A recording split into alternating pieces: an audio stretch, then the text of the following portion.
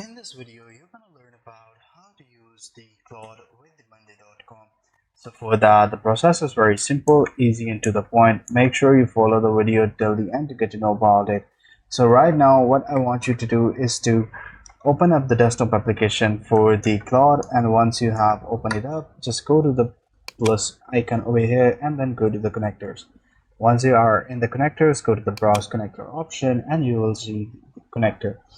Luckily, and congratulations to the people who are looking forward to the Monday native connector in Claude. Right now it's available and you guys can simply hook it up by typing in monday.com.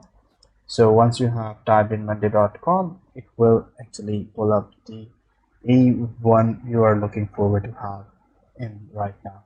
So yeah, just click on that and it will say the connect option. Just click on connect option. It will redirect you to a Google Chrome page where you just have to authenticate your account of Claude and then the monday.com account. Once you have linked it up, all you have to do is to actually authenticate it right from here. So this is where you actually put in the email and the company address and password.